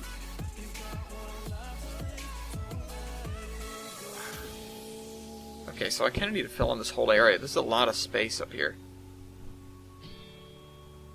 This is a lot of space. Holy cow. I don't know. I don't know what I'd do if I were to pick my favorite electric. Probably just go with the GG1, be kind of generic, but, you know, I'll take it. I like the GG1s. The Milwaukee Road things, I don't know if I really like the EF4s. They're kind of derpy. Weird. I like the EF1s more. I sort of alternate as to whether I like box caps or not. I just don't think the Pennsy box cap looked very good. I just don't think so. I think they could have done better with that, which they did eventually, but you know, at least they figured that out. Yeah, I don't know what other electrics can I think of, because there were not all that many really. You know, if we really look at it, especially in the U.S., there were not a lot of places that were under wires. The B&M used some weird electrics just through the Hoosick Tunnel, but I don't know if they were related to any other ones. I don't even know who built them. So I can't really say, although I do, you know, I like the B&M, so I guess I like those too. But all things considered, don't know about my favorite electrics that much. But yeah, I'm a steam guy. I own 3 locomotives that I purchased myself for HO scale, and they're all steam engines. It is what I enjoy. They are, you know, by far the most intricate mechanically, and the fact that it's all, you know, sort of bared to you is fantastic. You don't get that with diesels or electrics. So, 4th. How many passenger stations do you plan to have? Okay, this is why. I saw this comment earlier, and I went, oh, let me get the spreadsheet out. Which I do have open in another tab that I'll have to switch to, so maybe I'll go back to that. But the short version is many, because not only will the Gilson Eastern have plenty, in fact, you know what, let me switch to it. It'll break everything, but I'm going to switch to it anyways. Balls to it. Not only will the Gilson Eastern have just straight up tons along the coast and in, you know, closer into Gilson City, those are going to be fairly spaced out, like there's, you know, 15 miles between Olive over there and Mason's Landing over here. And then the next stop is Bellington, which is another 15 miles. And then I have one more stop planned, and then Gilson City, which you enter, and there's a station at Gilson North, is what it's called. Or I'll give it a name later. 2 commuter stops, and then Gilson City. And then another 2 commuter stops, and then Gilson South. And then a town called Clayton, a junction where there's going to be a small depot. And another intermediate stop, Zion, 2 stops around the Cove, Wambeck, and then you leave. Which, you know, that in total is almost 20 stops. So, yeah. And if I end up, you know, just throwing something else down for fun, it's just going to become another stop. And that's just on the Gilson Eastern. There are going to be places out... there are going to be places, you know, out God knows where I'm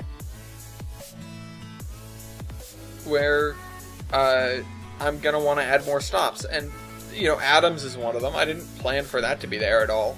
And I marked it down on the Gilson East, or the VMR sort of timetable section of the spreadsheet as one of the intermediate stops I had planned. But to be honest, I think it's way too close to Olive to be that stop. Because there's probably going to be at least another one after the big bridge by Mason Valley. So, you know, how many, you know, and then how many more miles is it going to be until we get to the summit? It's going to be a long way. So I'm going to want more stops. So, you know, it's going to be something. The other thing is with these stops and stuff are with the VMR, actually, because I was thinking about this a little while ago. Now, at the beginning of the video, you can see the map, but obviously you can't listen to me and look at the beginning of the video at the same time unless you want to open the video in another tab and stare at it. But, you know, sometimes I sit down and I'll think about, okay, let's think about histories and who would have tried to go where and whatnot. And also, part of me wanted to build a dam, like a good-sized dam, although I ended up going with a dam under construction instead of just a dam itself. Instead of just a dam on its own. And, you know, I started thinking, okay, where would I put a dam? Why would we have a dam? And, well, you know, obviously Gilson City is a big city. It's going to need a lot of water. It's going to need a pretty hefty reservoir, but at this point in time, they might not have built it yet. We're still in the 50s. We don't have max population. And we're still, you know, we're in the phase of working a lot of really big infrastructure projects. That is not unusual for this day and age, especially with the interstate system coming into being and, you know, that sort of thing. So I'm thinking about it, and I'm going, okay, a dam under construction, that's pretty cool. We could definitely have that somewhere. But where? And I noticed this, you know, there's a nice fat space in between Summit and Gilson City to the west. And I went, oh, that's a big space. I could have something in there. But why would I have something in there? Why would I build something up there when there's no railroad over there? And then I figure, okay, well, I've got to build a railroad there. Then you know, if that's the qualifier for, you know, being able to build something on this map, which it is, I am gonna have to build a railroad there. So I started thinking, you know, why? You know, you might have a railroad to facilitate building a dam, but maybe there's more to it than that. And so I'm sitting there and I'm thinking, and I eventually come up with this whole spiel, which I could read out to you, but I can't because I'm trying to make the video. The long and short of it is that shortly after the Gilson Eastern had finished extending itself to Summit to get at coal, or no, not the Gilson Eastern. Shortly after the VMR had gotten to, not Summit, had gotten from Summit to Skyline, where the Zion and Skyline was already shipping out tons and tons of coal. They realized that they really didn't have an efficient and effective way to get that coal to where it was being demanded in Gilson City. Because Gilson City at this point in time was growing rapidly. This is around turn of the century. And there's, you know, higher and higher demand for coal. And they can't do that. They aren't really able to work out a rate for, you know, trackage rights or whatever with the Gilson Eastern to get over there. And obviously the Zion and Skyline doesn't want the VMR doing that anyway because they're, you know, running over the same... They're basically doing the same job. They don't want the VMR cutting into their profits, which are significant at this point.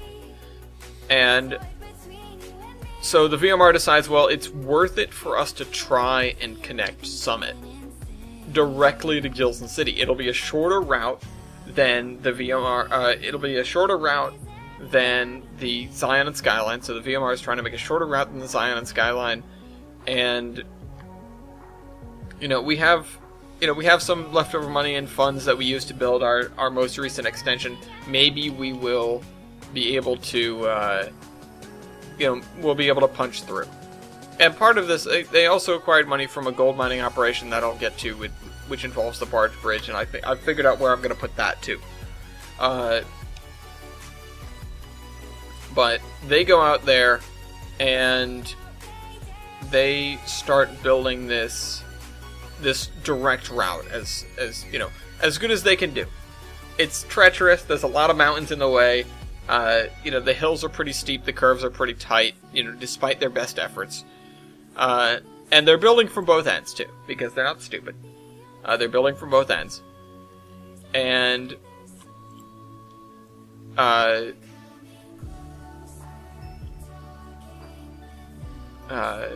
they start building out of Gilson City as well as they start building east out of Gilson City and west out of Summit, and they're really getting somewhere. They've put about 15 miles in one direction and about 20 in the other. And that's a pretty significant amount to fill in that gap between the two, between the city and the town. But there's still a pretty significant gap in the middle too. It's about 20 miles or so. And right about then, the project is shelved. I believe it's because of the Great Depression. If I timed it right, it's deemed that the project is too expensive and too difficult and is not worth it at this point in time, and we're really just going to focus on what we have right now and try to save our money. And so they stopped working on that. They stopped working on this Gilson City branch, I guess is what you'd call it. But they still have the two pieces of railroad. They have this 15 or 20 mile stretch into the woods from Summit that heads more or less downhill through some pretty cool scenery and some deep and wide river valleys and stuff. And so, but there's really nothing of interest along it, other than the fact that it's a nice and very scenic line. It isn't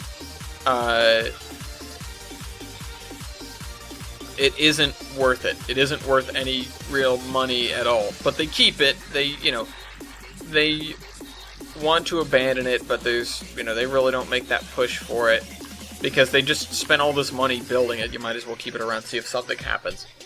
And the section at the other end, which is the Gilson City section, they lease that to the New Shoreham Tramway for use in commuter service. And that, the portion within the city they lease. And the portion outside of the city they just sort of keep for a little while. And eventually the New Shoreham Tramway is like, oh, we want to do some big stuff with our metro expansion, projects. Could we buy the section within the city off of you? And the,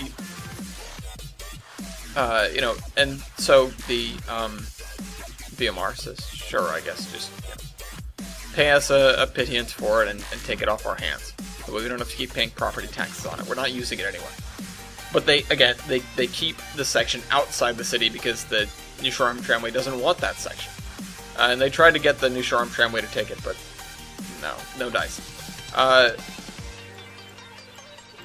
So, once that's all said and done, now they have a completely not orphaned, they have a sort of a rail-locked section that runs just about to the base of the hills. Fast forward a little while, and it's still, it's still there, it's still kind of a wreck. It's slowly falling apart. They've got a couple of pieces of equipment out there that they'd like to get out, but there's really no way for them to do it economically. And so they're ready to just abandon the whole thing in place and, call it a day.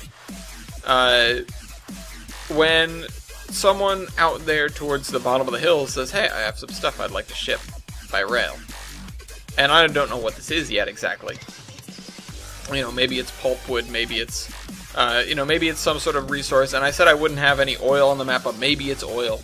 Maybe it's, just an oil well. It doesn't produce a whole lot, but it's still black gold. It's still worth a lot of money. And the VMR goes, oh, we can do that. We're right there. Oh, we can't do that because their section of rail that's out there is rail locked. It runs into a piece of, third rail or, even light rail metro back in Gilson City. And so now, they're struggling to figure out how to connect it back to the rest of the rail system, which still is going to be pretty absurd considering they have to attach to somebody else because there's no other VMR near there. The nearest section is 20 miles, uphill. And they don't want to do that. That would be insane to restart that project. So they do manage to have this weird new connection that they build, which I don't know how I'm going to accomplish designing that, when the time finally comes for us to work in Gilson City. But that's one of the weird little things I was thinking of throwing in there. The other thing is that I'm thinking of putting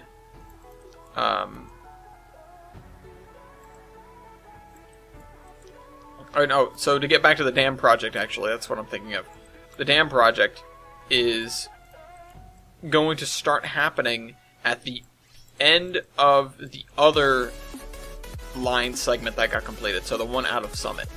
So the line that's been basically abandoned for, a while, is suddenly in this excellent position to help with this Gilson City Reservoir project.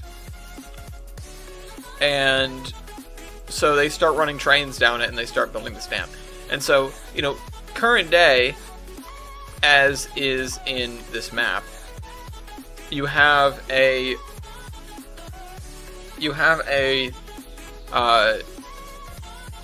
railroad that, God, I don't know how I'm gonna do this, actually.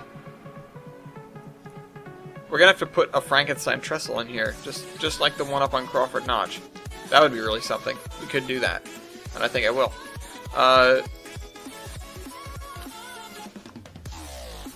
That was sloped the wrong way. I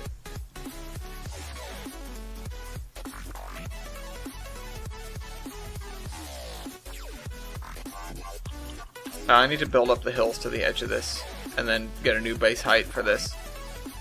Because we're still going to be climbing with this railroad. We still got to get up to 80 or so.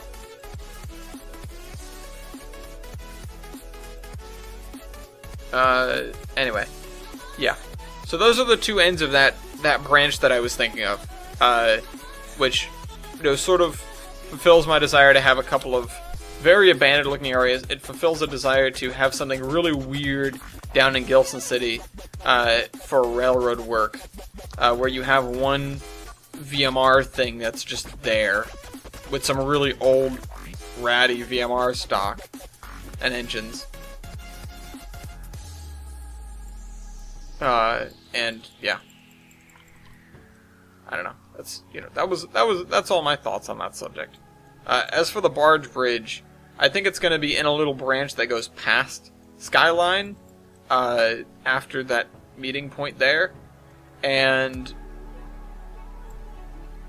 at the same time that branch is going to run out to a little gold mine up in the hills, and that's why it's so important. Gold, though, is really heavy, so then you have more problems with the barge bridge. And you may see that gold mine close down at some point, or it has closed down, and the bridge is just used to service the people out there. The line doesn't really make any money. The gold mine produces like 1 car of ore a day or something. Nothing.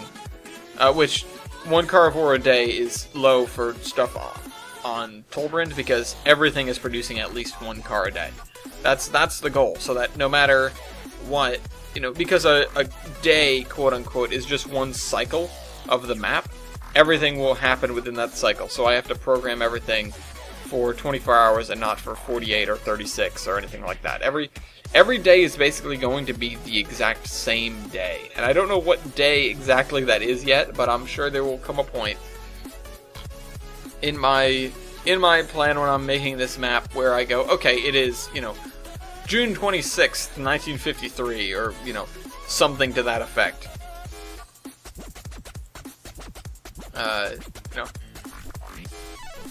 And then different scenarios are going to be under different days. There's probably going to be some throwback ones, which are like, out on the VMR, out on the Gilson City branch of the VMR, where it's like, okay, your goal today, you're going to be the inspection crew on the line down to where this dam is going to be built. Be very, very careful and take it slow and report what's going on. But anyway, I have one last piece of question left to answer.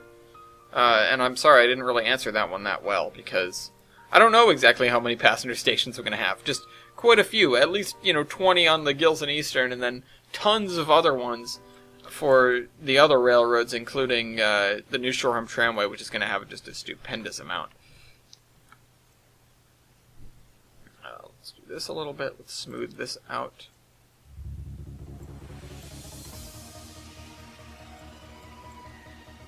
There. Smooth it out and give it a bit of a lump at the same time. Take your lumps. This is a little bit lower than it should be, huh? This area.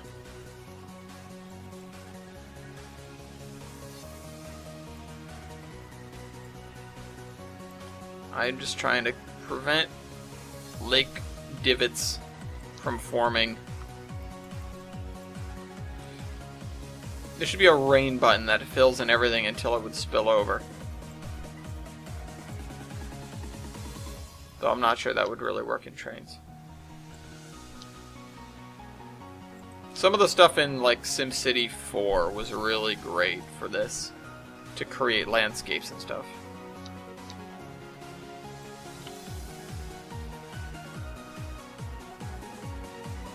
To create realistic landscapes with like eroded terrain and that sort of thing.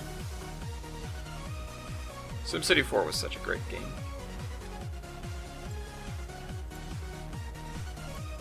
I wish I could have had a functional Let's Play in it. I tried that one time. It's still on my channel. It was a disaster. The game broke down and cried like a baby.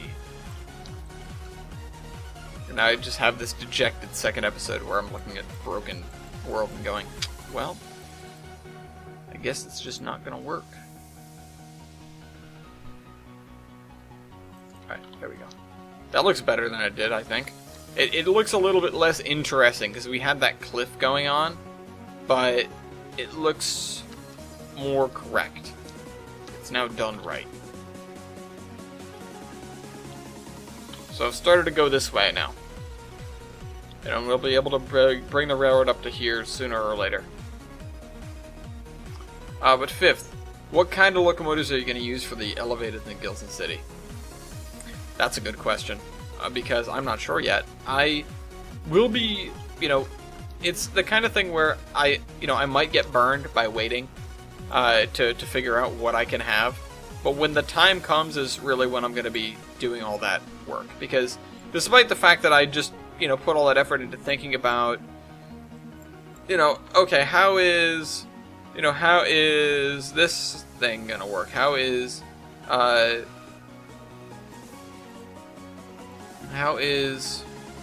this branch line that I just came up with, how is it going to tie in or anything? I haven't done a lot of mapping, really, of the towns and stuff. I haven't done too much thinking on the real technical side. I've just been coming up with ideas. I have a big document that's full of ideas, and that's all I really want right now. Because when the time comes, I can switch things around, and I can change things. But it's probably going to be just pretty standard subway cars.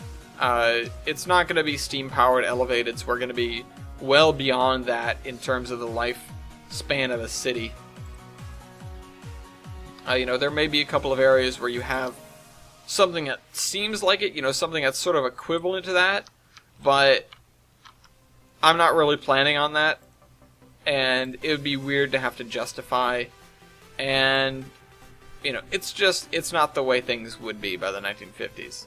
By the 1950s, you'd have at least wooden or steel cars that have electric engines built into them, electric motors. So, yeah, I don't know. It's just gonna be some basic stuff. It's gonna be whatever I can find on the DLS that fits the era and fits what I'm looking for. If there are like R9s on there, I will take those. I love R9s, but I don't know. I'm not thinking about it too hard. There are definitely going to be a lot of trolleys, like PCCs and stuff like that, that are going to be roaming around the city, but I don't know. I don't know exactly what they're going to be, I don't know exactly what they're going to be, period. End of statement. I wish I knew, I wish I had all that stuff lined up and ready to go, but it's going to be so long before we even get to Bellington, much less Gilson City, which is going to be, Gilson City is going to be something I'm probably going to hold off on for at least a little while. because it's such a massive undertaking. It is daunting to me even now, even just thinking about it, even before I've even begun planning. It's so just gargantuan. It's more than anything that I've ever built. You know, it's probably going to be more city than I've ever built combined. So, yeah, prepare your shelves for that. I'm preparing myself for it as best possible, but I don't know how it's going to go. I don't know how it's going to go. It's going to be something else. It's going to be a horse of a different color compared to this. That said, this is probably the most terrain work that I've done.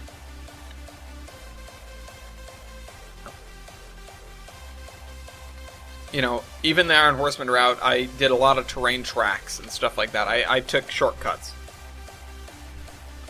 Because, you know, as I've previously said, it's...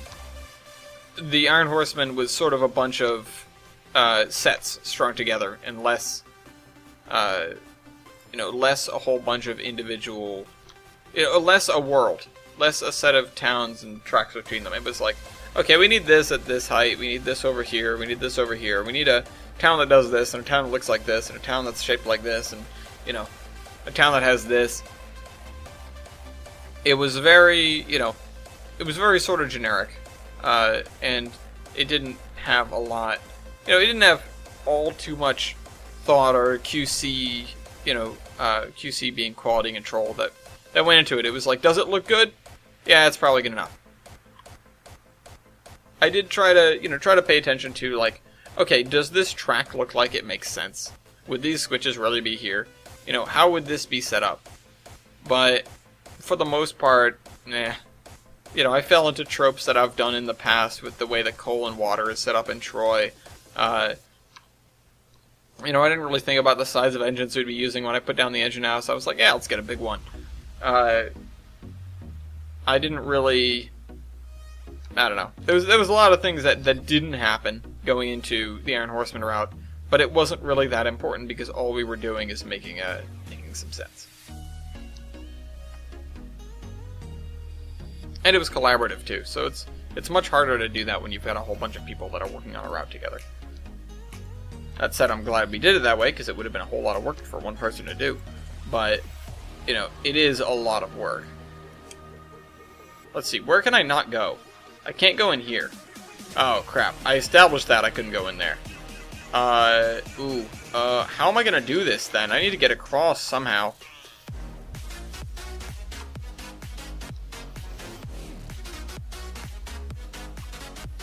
I need to cross the river here.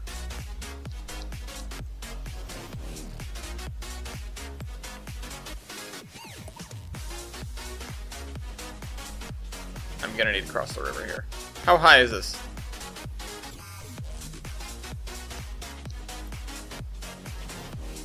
Yoink. Give me the vertex height.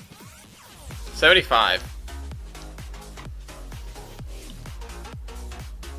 Okay, wait, let me do it this way. Get height. 75. So this is 75 up here. What's over here? You know what, this is 75 too. So if I can, tighten up the valley a little bit so it makes sense, I can probably get across this area on a trestle and then cut this way. So that I make it just before the line there.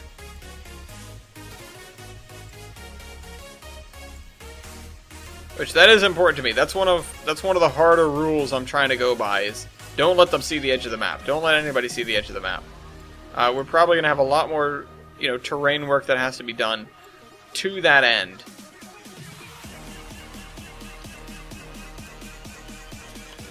Just to keep people from seeing tiles that are rising up in the distance.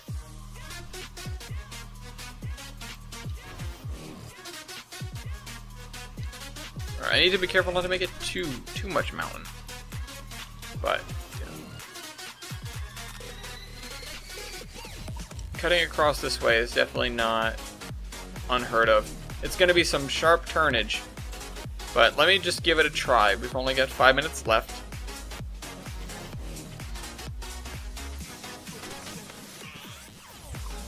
here's what we're going to do. In order to keep this properly level, we're going to make it as 0.01 gradient.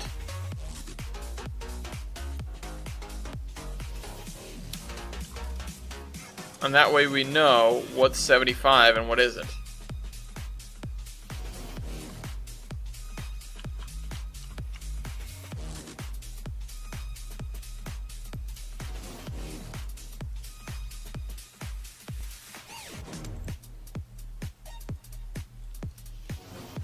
That's actually not that sharp of a turn.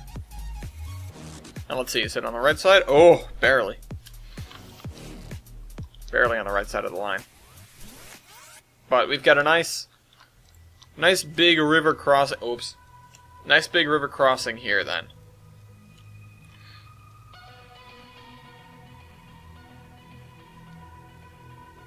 And admittedly, we could probably help it if we had a little bit of a downgrade coming into it, instead of a slight upgrade.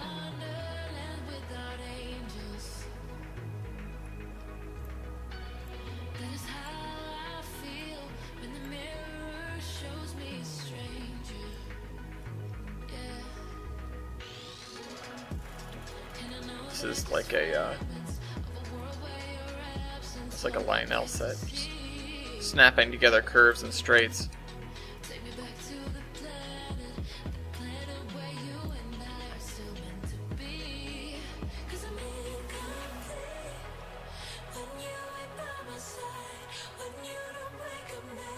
And we'll come through and we'll do some, this is actually a pretty good strategy for setting this up, just using a 1%, or like a 0.01% gradient instead of, oh, that's a spiral.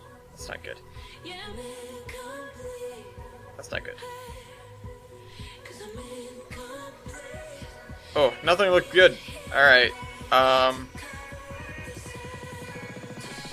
it's too shallow on this end, is it? But that's okay, I guess. No, this is kinked.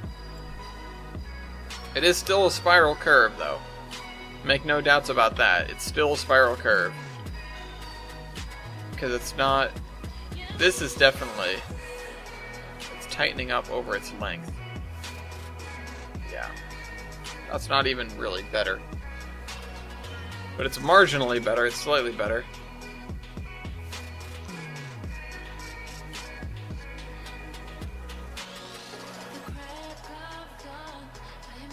Yeah, we'll see what we can do with this later.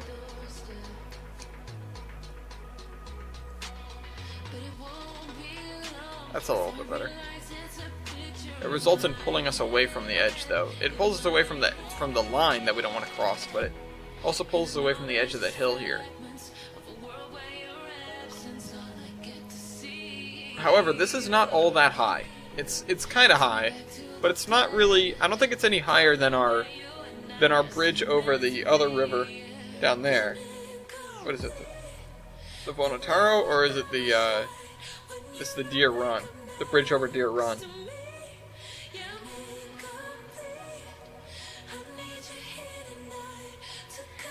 So I don't know. I don't think this is bad.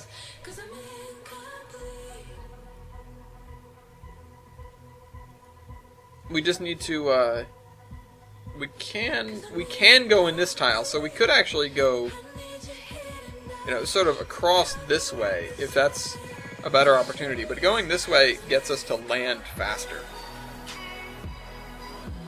Gets us to land that's the right height. Although we do have to sort of turn and keep going this way, unless we keep this area relatively flat, which we could do. There's a lot of options. There are, you know, effectively unlimited options. I am creating the world after all.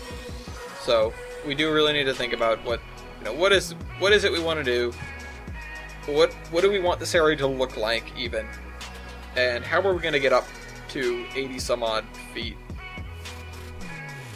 When Little Creek is already up at like 60. How high is this? This is 54. Okay, well, this is like 60. But we might, again, lower that. Or the river's probably going to end up going this way because that's higher than that. That's just how water works. But anyway, thank you guys for your questions and comments today. Oh crap, there's a read more. Oh wait, never mind. I've already I've already read that. Because I accidentally clicked on Monty Gaming's profile while I was trying to read the comments. Anyway, hope you guys enjoyed this video, and I will see you next week. Trainman